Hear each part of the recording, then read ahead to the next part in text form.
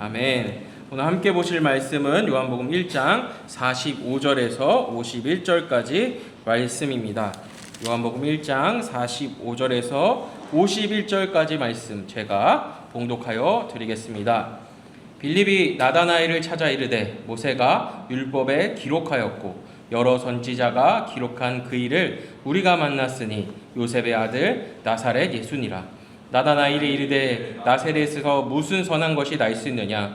빌립이 이르되 와서 보라 하니라. 예수께서 나다나엘이 자기에게 오는 것을 보시고 그를 가리켜 이르시되 보라 이는 참으로 이스라엘 사람이라 그 속에 간사한 것이 없도다. 나다나엘이 이르되 어떻게 나를 아시나이까. 예수께서 대답하여 이르시되 빌립이 너를 부르기 전에 내가 무화과 나무 아래에 있을 때에 보았노라. 나다나엘이 대답하되 라삐여 당신은 하나님의 아들이시오 당신은 이스라엘의 임금이로소이다. 예수께서 대답하여 이르시되 내가 너를 무화과 나무 아래에서 보았다 함으로 믿느냐. 이보다 더 큰 일을 보리라. 또 이르시되 진실로 진실로 너희에게 이르노니 하늘이 열리고 하나님의 사자들이 인자 위에 오르락 내리락 하는 것을 보리라 하시니라. 아멘. 이 시간 최희석 담임 목사님 나오셔서 나다나엘 데려오기라는 제목으로 하나님의 말씀 선포하실 때 감사와 기대를 담아 조만간 박수로 환영해 드리겠습니다. 반갑습니다. 역시 한 사람도 환영을 하지 않는 것 같아요. 그는 농담이고 지난 3월 달인가요? 설교하고 석 달 만에 다시 강단에 섰습니다. 우리 교회 4부 예배, 주일 예배 중에 1부, 2부, 3부, 4부 젊은 예배, 주일 예배입니다. 주일 예배 매우 중요한 예배인데 오늘 하나님 말씀 특별히 읽어주신 말씀 중에서 나다나엘을 한번 우리가 좀 잠시 생각해 보고자 합니다. 성경에 보면은 나다나엘이라는 사람이 이렇게 등장하는데 나중에 보면은 예수님의 12 제자 가운데 바돌로메가 나옵니다. 그 사람이 그 사람입니다. 우리가 성경에 보면은 이름이 바울도 원래 유대식 이름으로는 사울, 로마식으로 바울 이렇게 이름을 두 가지 가지고 있었죠. 로마 시민권자니까 아마 더더욱이 그랬던 것 같고 나다나엘도 이름이 나중에는 바돌로메로 성경에서는 뭔가 이렇게 큰 인생의 변화가 올 때 이름을 바꾸기도 합니다. 그런 일이 구약 시대도 있었고 아브람부터 사레 원래 아브람이었고 사레였죠. 그러다가 이제 아브라함과 사라 이렇게 바뀌죠. 이것은 뭔가 주는 그 메시지가 있기 때문입니다. 사람의 이름을 보면은 그 사람의 인격을 알 수가 있는데 우리 예수님도 분명히 구약 시대는 여호수아 또는 예수아 구원자란 말이죠. 매우 중요한 의미들이 담겨져 있어요. 그래서 여러분들이 성경을 읽을 때 지명, 인명을 그냥 이제 어려우니까 지나갈 수가 있는데 조금 관심 있으면 낱말사전, 성경 낱말사전 또는 주석 성경 그러면 이제 지명, 인명이 설명이 돼 있습니다. 이걸 참고하면 본문 이해를 좀 더 많이 깊이 할 수가 있습니다. 오늘 저는 여러분과 함께 나다나엘에 대한 말씀 이제 나누고자 하는데 오늘 본문에 보면 핵심이 뭐냐면 그 빌립이 나다나엘에게 예수 만났다 전도하잖아요. 그런데 이제 예수님 앞에 이렇게 나가게 되는데 이 예수님에게 이렇게 이제 인사하고 대화를 나누는데 나다나엘이 깜짝 놀랐습니다. 왜냐하면 여기 보니까 야 네가 그 무화과 나무 아래 있을 때 내가 너를 벌써 봤는데 이 한마디에 그냥 나다나엘이라는 사람이 영적인 충격을 받은 것 같아요. 그래서 오늘 하고자 하는 얘기가 영적인 충격입니다. 충격. 어떻게 해서 사람이 교회에 나와서 정착을 하는가? 결론부터 말씀드리면 뭔가 충격을 받아야 돼요. 뭔가 물리적인 충격이 있으면 물체가 이동을 하게 되어 있어요. 반드시. 영적으로도 충격을 받으면 반드시 반응을 보게 되어 있습니다. 예. 리액션, 반응이 나와야 되게 이게 사람이라. 근데 반응을 하지 않는 사람은 죽은 사람밖에 없어요. 그러니까 예수님이 나다나엘을 이렇게 보시고, 이야, 참으로 간사한 것이 그 속에 없도다. 예수님이 나다나엘이 이렇게 오는 것을 우리 말씀하셨는데 놀랬거든. 놀라죠. 어떻게 내 속을 알 수 있을까? 근데 야, 나다나엘아, 그거 보고 네가 놀라느냐? 나는 벌써 네가 저 무화과나무 아래에 있을 때 너를 벌써 보고 알았노라 하니까 나다나엘이 충격을 받았다는 말입니다. 그러니까 나다나엘이 이제부터 예수 그리스도를 믿고 뿐만 아니라 따르고 뿐만 아니라 주님을 위해서 살게 된 것입니다. 헌신까지. 그래서 예수님의 전도 방법을 나는 이 시간 한마디로 요약해서 말씀드린다 하면 충격요법을 썼다. 누가복음 5장에 보면 예수님이 갈릴리 바닷가에서 어부들에게 전도하신 거예요. 물론 제자 이렇게 뽑을 때, 제자 선택하실 때 그렇게 하셨지만 결국은 예수님의 전도란 말이에요. 사람을 데려오는 거니까, 불러오는 일이니까. 근데 이제 베드로를 예수님께서 처음 만나셨을 때 고기잡이인데 물고기를 못 잡아서 오른편으로 그물을 던져라. 어부 상식으로는 고기가 많이 오지 않는 데거든. 근데 말씀에 의지해서 내가 한번 그물을 던져보겠습니다 할 때 심히 애운 것이 많더라. 많은 고기를 잡았어요. 그때 베드로는 참 양심적인 사람이야. 그러니까 예수를 잘 믿는 사람 보면 양심적인 사람이 잘 믿어. 이게 딴 얘기 같지만 성철 스님 돌아가신 지 오래됐죠? 입적하신 지가. 그분이 돌아가실 때 남긴 말이 여러분 많이 알죠? 내가 중생을 다 속였다. 얼마나 솔직해요. 진리가 아닌 것을 진리처럼 내가 가르쳤다.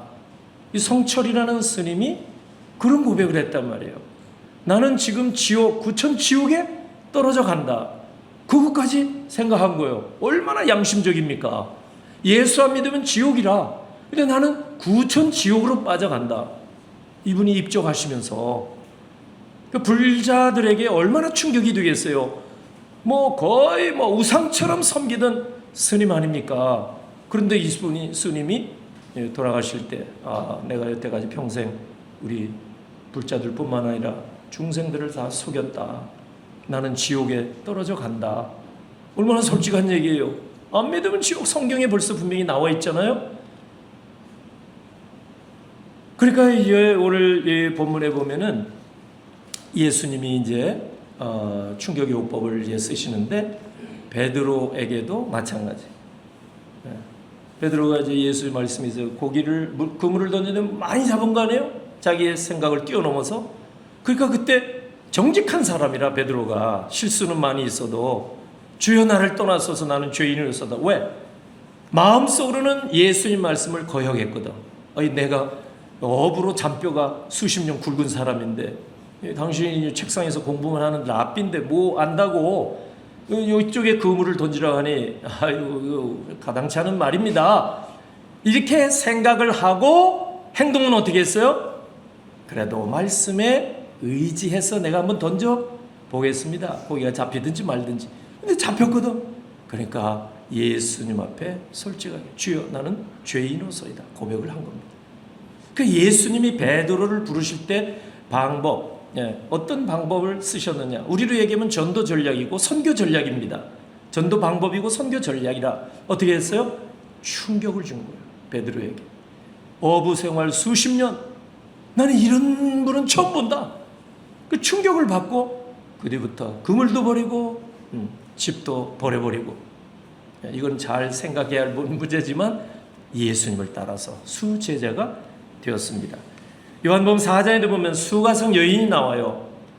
수가성 여인은 남성 편력이 많은 여인입니다. 그 대낮에 물길로 왔다 그러면 동네 창피해가지고 떳떳하지 못한 사람이에요. 왜? 낮잠 자는 시간이야. 한여름에 누가 밖에 나옵니까? 그렇게 사막성 기후 뜨거운 곳에. 그럴 때 물길로 오는 거예요. 숨어서.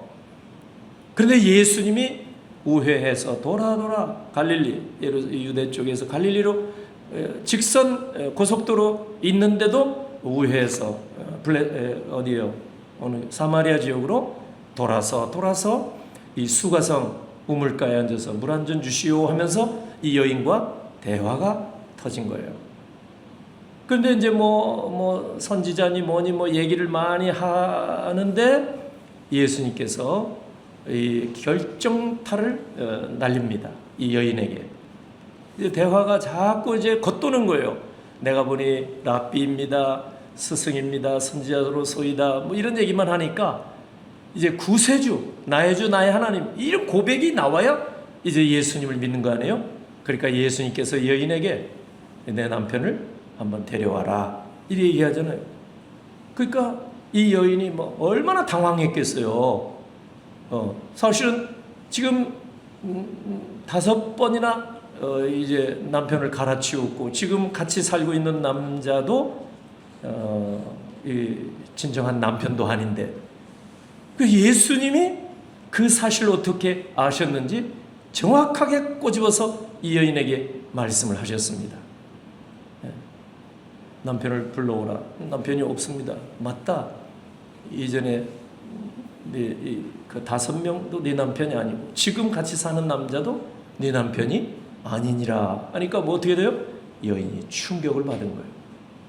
그래서 말씀의 귀를 더 쫑긋 기울이다 보니까 이분이 정말 하나님이신 예수 그리스도 구세주, 죄 사해서 누구든지 저를 믿으면 하나님의 자녀되는 권세를 주시는 이분 메시아. 그래서 예수 그리스도를 그 자리에서 영접하고 물동이를 버려두고 동네로 들어가서 내가 메시아를 만났습니다. 전도하는 거예요. 그래서 온 동네 사람들이 거의 다 예수 그리스도를 믿게 된 것입니다. 할렐루야. 예수님의 전도 방법, 예수님의 선교 전략이라고 할 때 충격 방법을 쓰죠. 충격 요법을 쓰셨고 오늘 본문에 이제 들이와서 보면은 예수님이 나다나엘을 부르실 때도 충격 요법을 사용하신 것입니다. 그러니까 예수님께서 이 나다나엘이 예수님에게 다가오는 것을 보시고 저 사람 속에 간사한 것이 없도다. 상당히 정직한 사람이다. 이런 이제 말씀을 주셨거든. 어떻게 나를 아시고 그거 가지고 네가 놀라느냐? 이보다 더 큰 일을 보리라. 더 큰 일이 뭐예요? 51절을 한번 띄워줄 수 있으면 좋아요. 다 같이. 성경책 들고 있는 분이 거의 없어요. 그래서 화면에 보았죠? 네, 보시죠. 다 같이 시작. 또 이르시되 진실로 진실로 너희에게 이르노니 하늘이 열리고 하나님의 사자들이 인자 위에 오르락내리락 하는 것을 보리라 하시니라. 잠깐 놔둬보세요. 하나님의 사자라는 것은 천사입니다. 하나님의 사자, 하나님을 섬기는 자들이라 그 말이에요. 라이언이 아니라 메신저, 하나님의 말씀을 전달하는 사람들, 하나님의 사자들. 이게 창세기 28장에 야곱이 베델에서 꿈을 꿀 때 봤던 모습입니다. 알고 보니까 그때 야곱은 사닥다리가 하늘 꼭대기까지 닿았는데 꿈속에 그 사닥다리 위로 하나님의 사자 천사가 오르락 내리락 하는 것을 봤습니다. 꿈에. 그래서 아침에 일어나서 돌기둥 세우고 기름 붓고 내가 하나님 몰랐습니다. 여기가 여호와 계신 줄을 이제서 알았습니다. 고백하잖아요. 여러분 예수님께서 나다나엘에게 하신 말씀 보면 창세기 28장을 떠오르게 하는 거예요. 그런데 창세기 구약시대 야곱이 본 것은 그 사닥다리 위에 천사들이 오르락내리락. 근데 지금 요한복음 51장 예수님이 나다나엘에게 하신 말씀 보세요. 사다리가 없어졌어. 그러면 어디 위에 천사가 오르락내리락 한다고요? 인자. 인자는 뭐예요? Son of Man. 인자, 사람의 아들. 이것은 오직 예수 그리스도에게만 지칭할 수 있는 단어입니다. 인자, 사람의 아들. 그러니까 예수님이 하나님이신데 인성을 가지고 이 땅에 오셨기 때문에 예수님을 인자라 스스로도 말씀하시고 사람들이 그렇게 부르기도 합니다. 그러니까 이게 창세기 때 야곱이 본 거하고 다른 점이 한 가지. 야곱이 본 환상에는 사닥다리가 뭘까? 땅하고 하늘하고 연결고리. 그런데 지금 예수님이 나다나엘에게 하신 말씀 보니까 천사들이 인자 위에, 예수 그리스도 위에, 그러니까 예수님이 하늘과 땅의 중매, 그러니까 예수님이 우리 인간과 하나님의 매개, 중보라고 성경이 말합니다. 중보는 한 분밖에 없다고 히브리서 말합니다. 그러니까 예수님이, 우리가 그러니까 예수를 통해서 나로 말미암지 않고는 아버지께로 올 자가 있다 없다? 없느니라 예수님 말씀하셨잖아요. 그러니까 인자 위에, 예수님 위에 하나님의 메신저들이 오르락내리락 하면서 하나님의 뜻을 사람에게도 보여주시고 사람의 기도를 하나님께도 이렇게 알려드리기도 하고. 그러니까 예수님은 하나님과 우리 사이에 중보자가 되신다. 이것을 네가 알게 되면 더 놀라리라 이 얘기입니다. 네. 그 무화과나무 아래에 있는 거, 그건 내가 너를 이렇게 알아맞혔다고 그래서 놀라느냐? 놀라지 말라. 이제 이보다 더 큰 일 뭐예요? 예수 그리스도를 통해서 하나님과 교통할 수 있고 대화를 나눌 수 있고 누구든지 예수를 믿게 되면 하나님의 자녀가 되는 권세를 받을 수도 있다. 할렐루야. 이 기적 같은 일을 네가 목격하리라. 이제 왜 예수의 제자가 되니까 이 나다나엘이 이 사역을 할 거 아니에요. 복음 전도해서 예수 전하니까 예수 믿기만 하면 하나님의 자녀가 되는 권세를 얻는 거예요. 그러니까 예수를 통해서 구원받게 되는 이 엄청난 일을 네가 실제로 경험하게 될 것이다. 자, 이게 이제 성경의 이야기입니다. 나는 오늘 여러분에게 말씀드리고자 하는 것이 뭐냐? 오늘 우리도 이제 초청주를 앞에 놓고 있어요. 여러분이 얼마나 지금 알고 있고 기도하고 있고 친구들 이렇게 아는 사람들 초청해야 되겠다 작정하는지 모르겠지만 하나님께서 기회 주실 때 우리가 부지런히 순종하는 자가 진정한 하나님의 자녀가 되는 줄로 믿습니다. 반응을 보여야 돼요. 시체 아니면 반응을 보여야 된다 그 말이에요. 응? 인격 대 인격으로 이 얘기를 하는데 아무런 반응을 보이지 않았다면 뭐예요? 듣는 사람이 죽었다는 거예요.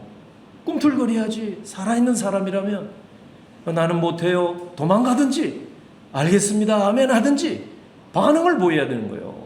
주님의 초청에 대해서 반응을 보여야 됩니다. 여러분들 이제 나는 사부 예배, 청년부 예배로 오니까 장년들하고 어른들이나 부모 세대나 이렇게 하는 거지. 우리야 우아하게 차 마시고 커피 마시고 이제 셀 모임 갖고 이렇게 교제하고 세상 돌아가는 이야기하고 정치 얘기도 좀 하고 나라와 민족을 걱정하고 이런 여러분 비즈니스에 대해서 누가 한국에 와서 먹고 가고 이런 이야기를 얼마든지 하실 수 있겠지만 여러분 교회에서 하나님의 자녀로서 하나님의 말씀을 들으면 반드시 반응, 이게 정직한 사람이에요. 반응이 뭐예요? 리스판스가 있어야 돼요. 하나님의 말씀을 들으면 아멘 하든지 믿겨지지 않습니다. 솔직하게 분명한 나는 싫습니다 라든지 싫다고 하는 사람이 나중에 보면 빨리 예수를 믿게 되더라고. 보니까 이게 하나님 나라의 기적 같은 일이거든. 여러분 초청주를 앞에 놓고 있는데 아무런 반응을 보이지 않는다면 그는 영적으로 지금 뭔가 문제가 있습니다. 그래서 나는 여러분들이 이번에 이제 2주 남았지만 다시 한번 마음을 모으시고 또 작정 결단도 하시고, 그래서 하나님께서 이번에 생각나게 하는 사람, 붙여주는 사람, 또 우연찮게 이제 만나게 된 사람들을 이번 기회에 놓치지 말고 꼭 하나님 앞에 인도하면 반드시 그런 사람들이 하나님의 자녀가 될 줄로 믿습니다. 근데 2020년도 우리나라에 이제 코로나가 왔을 때 신천지의 실체가 그때 전국에 다 드러났습니다. 신천지의 전국에 12지파가 있는데 대구의 다대우 지파 집회 장소가 그때 코로나의 진앙지가 돼서 전 국민이 다 텔레비전을 통해서 중계방송 보듯이 다 본 적이 있습니다. 그래서 이단들의 모습이 저렇구나, 실체가 저렇구나, 우리 전 국민이 충격을 받았고 대한민국 성도들이 충격을 받았어요. 나도 충격을 받았어요. 그 사람들이 앉아서 집회 장소에 여러분 집회 참석하는 모습을 본 사람이 있겠지만은 군대보다 더 여러분 오와 열을 맞춰서 신재환 공군 출신이라서 오와 열을 잘 안 맞췄겠지. 육군 출신 우리 저기 희찬이가 여기 있네. 깜짝 놀랐어요. 아니 예배당에서 얼마나 우리가 자유롭게 그렇죠? 여러분 지금처럼 분위기가 그렇죠? 예. 근데 그 사람들은 줄을 맞춰서 5, 15 맞춰서 그 예배를 드리는 거예요. 잠실에 이 사람들의 큰 몇만 명 모이는 집회, 거의 10만 명 가까이 집회, 이것도 사진을 통해서 본 적이 있어요. 열을 맞추는 거예요. 카드 섹션도 하고, 그 다음에 뭐 임금님처럼 교주가 이렇게 딱 나타나면 금면류관을 씌워드리고 거기서 숨죽이며 말씀을 듣는 거예요. 나는 충격을 받았어요. 우리 교회선 성도들이 그렇게 오와열을 맞춰서 숨죽이면서 담임 목사의 설교를 들은 모습을 본 적이 없어요. 때때로 졸기도 하고 주무시기도 하고 또 핸드폰 보기도 하고 또 잠깐 밖에 나갔다 들어오기도 하고 얼마나 자유로워요. 근데 신천지에서는 절대 그렇지 못합니다. 잠실 같은 그런 몇 시간 집회에도 화장실 안 가요. 방법이 있겠지? 상상하시면 되겠지. 네? 화장실 안 가고도 몇 시간 있는 방법이 있겠지? 그 사람들은 그렇게라도 해서 꼼짝 안 하고 3시간, 4시간 집회에 참석합니다. 이런 모습들을 신천지 사람들이 포교할 때, 자기 친구들을 포섭하고 이웃들을 포섭할 때 여러분 한 번만 와봐. 우리 집회 장소 한 번만 와봐. 그러면 이런 모습을 보면 이런 기절초풍하지 않겠어요? 정신이 번쩍 나지 뭐. 흐리멍텅하게 살던 사람들이 군대도 아닌데 이렇게 조직이 눈동자가 살아서 막 움직이는 것 같은 그런 충격을 안 받겠어요? 여러분 우리 세종대에 가까운 인근에 그 신천지에 복음방이 여러 개 있습니다. 갔다 온 사람 손 들어봐봐. 솔직하게 빨리. 없어요? 잘못해서 친구 따라 강남 간다고. 여러분 이 주변에 많아요. 이 지역에 많습니다. 예. 그런데 친구의 꿰매 넘어가서 한 번만 와서 들어봐. 해가지고 가면은요 거의 철야 수준이에요. 교회에서 이렇게 졸던 친구들이 복음방에 가서 아주 잘 훈련된 신천지 교사들이 성경을 풀어줍니다. 기존의 교회가 가르쳤던 것 정반대로 비유도 지 맘대로 이연령 비연령. 그런데 이 말씀을 힘있게 여러분 설교에 있어서 3가지 요소가 중요합니다. 설교. 첫째는 설교자의 윤리. 아무리 좋은 말씀이라도 여러분 말씀을 전하는 자들이 엉망진창으로 비윤리적으로 형편없이 이렇게 살면 사람들이 안 들어요. 귀를 안 들어요. 그리고 우리가 첫 번째 요소는 진리의 말씀을 전하잖아요. 그 누가 전하느냐가 중요하고 또 3번째 중요한 게 있어요. 얼마나 확신에 차서 전도를 하는가, 복음을 전하는가. 그러니까 그런 얘기 있잖아요. 어느 동네에서 약장수하고 전도사님이 예수 믿으세요 전도하는데 전도하는 장소에는 한 사람도 안 오는데 옆에 약장사 잡숴봐 이렇게 뭐 약장사 하는 데는 수많은 사람들이 막 구름대처럼 몰려오고 왜 무슨 차이 있을까? 그분이 이제 쓴 글에 보니까 바로 한 가지 차이가 있는 거예요. 복음을 전하는 사람은 진리의 말씀이니까 뭐 이건 진리인데 뭐 내가 살살 얘기해도 진리요 힘있게 얘기해도 진리요.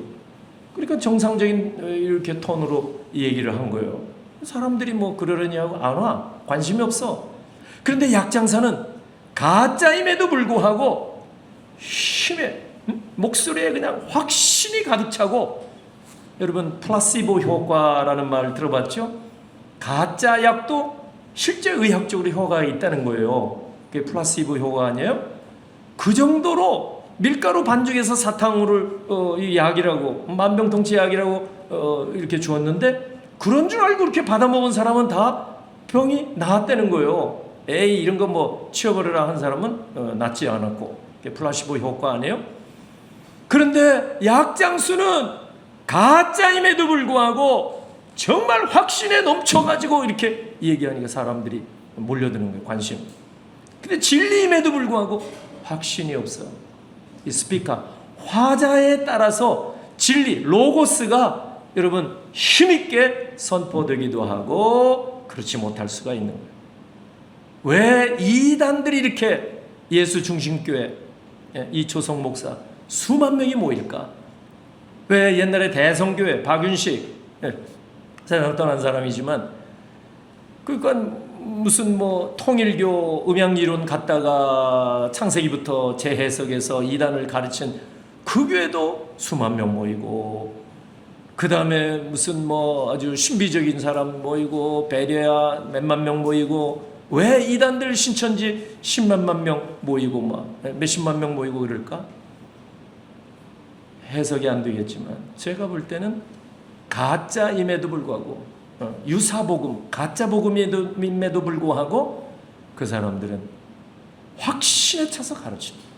확신에 차서 전도하고 진짜 그럴 것 같이 들립니다. 사람들이.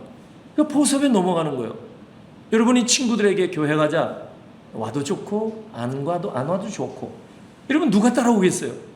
너 안 오면 나 친구 의절하고 너 죽는단 말이에요.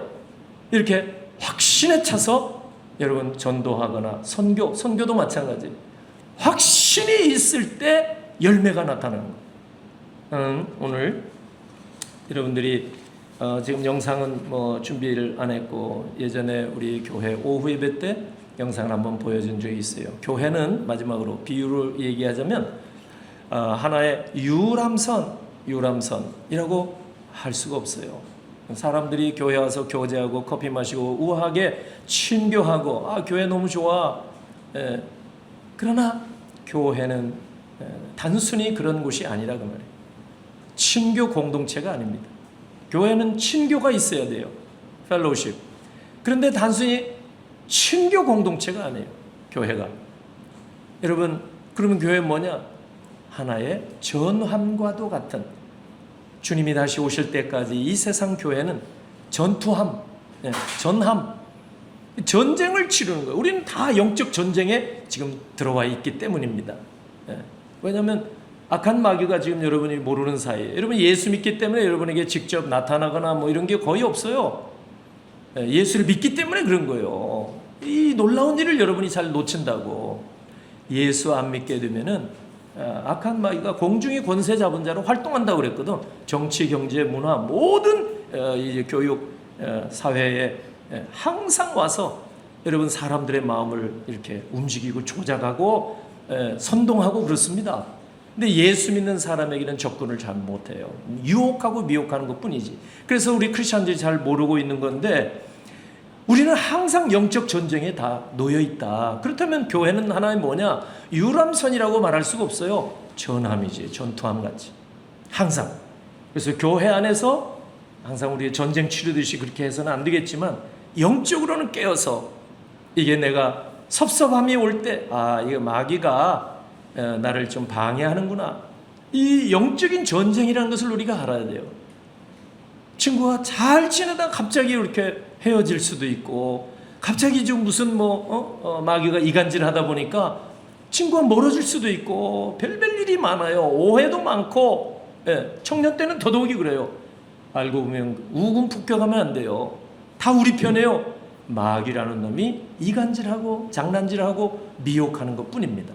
그러므로 결론, 교회는 하나의 전함 같다. 그래서 전함에 탄 사람은 항상 헬멧을 쓰고 전투 준비하는 거예요. 산으로들로 유람하고 교제하고 우아한 이런 교제 모임을 갖는 게 아니라, 교회에서는 알고 보니까 하나님의 말씀으로 또 무장하고 하나님의 전신갑주로 무장해야 나도 모르는 사이에 그런 섭섭함이나 나쁜 생각이나 여러분 마귀가 이간질하고 잘못된 일에서 우리가 벗어날 수가 있게 됩니다. 그래서 이제 초청줄도 앞에 놓고 여러분 친구들이 교회에 와서 어떻게 마지막으로 정착할 수 있을까? 결론은 서론이나 똑같습니다. 친구가 우리 교회에 와서 충격을 받도록 하자. 좀 알아들었으면 좋겠어요. 여러분 예배 드리는 여러분이 지금 예배하는 이 모습에 여러분 친구가 와서 이야 여러분 신천지에 처음 갔을 때 받았던 충격. 교회에선 졸던 친구가 밤새 복음방에 가서 복음을 설명하는데 여러분 2시간 3시간 여러분 밤새도록 가르쳐주는 얘기에 귀를 쫑긋하고 왜? 가르쳐주는 그 사람이 교사가 그렇게 열심히 내서 하니까 졸 수 있겠어요? 반응을 보이잖아요. 그러다 보니까 포섭당에서 이단에 가면은 금방 거기에 여러분 추종자가 되더라고요. 우리 교회 예배 드리는 모습을 여러분의 친구가 와서 볼 때 이야 여기 살아있다. 여기에 뭔가 있는 것 같다. 정말 주의 영광의 임재가 있는 것 같다. 이런 느낌이 찬양 속에 기도 속에 말씀 선포 시간 속에 만약에 처음 온 사람이 느낄 수가 있다면 나는 확신합니다. 반드시 그런 사람은 여러분과 함께 여기 남아서 신앙생활하게 될 줄로 믿습니다. 바라기는 우리 비전교회 청년부 예배가 더욱 하나님의 말씀과 기도로 역동성을 유지해서 오는 사람들마다 친구들마다 처음 방문하는 사람마다 영적인 도전과 충격을 받고 이제 우리와 함께 주님 오실 때까지 신앙생활하는 놀라운 역사가 꼭 일어나게 되기를 주의 이름으로 축원합니다. 기도하겠습니다. 하나님 아버지 은혜를 감사합니다. 이 시간에 하나님 말씀 들었습니다. 각자 하나님 앞에 또 이렇게 반응을 보이게 하셔서 거룩한 결단이 있기를 원합니다. 새로운 마음의 각오를 아버지 앞에 올리기를 원합니다. 아버지 하나님 이번 초청주를 앞에 놓고 온 우리 청년부 한 사람 한 사람 마음을 강하게 붙잡아 주셔서 사랑하는 사람들 사랑하는 친구들 함께 불러 초청할 때 그들이 우리 예배를 통해서 큰 도전과 은혜와 깨달음까지 받을 수 있도록 하나님께서 함께해 주옵소서. 이 시간 준비한 예물을 주님 앞에 드리고자 합니다. 하나님 손길들 위에 복을 내려주시고 이 예물이 쓰일 때에 사람을 살리고 교회를 세우고 하나님 나라를 확장하는 일에 아름답게 쓰임받게 하옵소서. 감사하옵고 예수님의 이름으로 기도하옵나이다. 아멘.